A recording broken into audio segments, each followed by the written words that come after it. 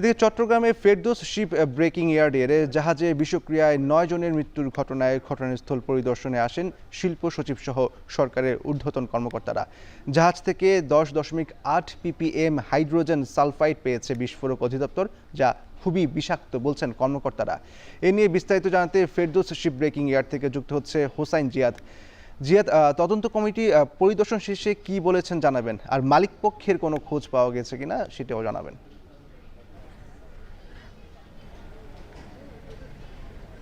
ইশতিয়াক, যে মালিকপক্ষ সহ মালিকপক্ষের কর্মকর্তারা সহ এখানে উচ্চ পর্যায়ের যে তদন্ত কমিটি সরকারের, তারা প্রায় ১.৫ ঘন্টা আগে এসেছেন এবং তারা শিপইয়ার্ডটি পরিদর্শন করছেন এবং যারা হতাহত হয়েছেন তাদের সাথে তারা কথা বলছেন এখানে। এবং আমরা দেখছি যে তারা একে একে এখানে যারা স্বজন রয়েছেন, তারা যারা কাজ করেছিলেন তাদের সাথে কথা বলেছেন, বিস্ফোরক অধিদপ্তরের কর্মকর্তাদের সাথে কথা বলেছেন।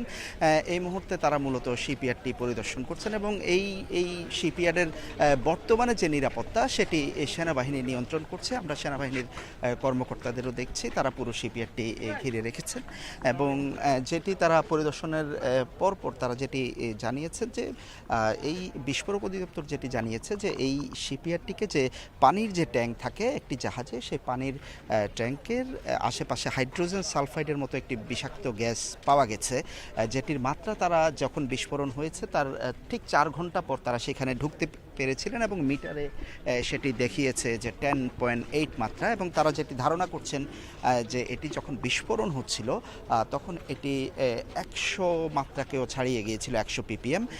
মূলত 100 ppm ছাড়িয়ে যাওয়ার কারণেই এই ধরনের হতাহতের ঘটনা, যেটি তারা বলছিলেন যে এইটার কন্টিমিনেশনে যদি কেউ আসে, বিষক্রিয়া আক্রান্ত হয়, তাহলে এটি 1 থেকে 3 মিনিটের মধ্যেই তার মারা যাওয়ার একটি সম্ভাবনা রয়েছে। আর বাকি যেটি বিএসবিআরএ অর্থাৎ শিপ ব্রেকিং ইয়ার্ডের যে অ্যাসোসিয়েশন, তাদের নেতারা বলছিলেন যে এই ধরনের একটি শিপ, এলএনজি শিপের মতো যেখানে বিভিন্ন ধরনের গ্যাস একটি জাহাজের মধ্যে থাকে, সেটি আসলে পরীক্ষা নিরীক্ষা করেই যেই জাহাজের মালিক বিক্রি করেন তিনি আসলে একটি কোম্পানি দ্বারা, সার্টিফাইড কোম্পানি দ্বারা পরীক্ষা নিরীক্ষা করে তাদেরকে দিতে হয় যে এইখানে বিষাক্ত কোনো গ্যাস নেই।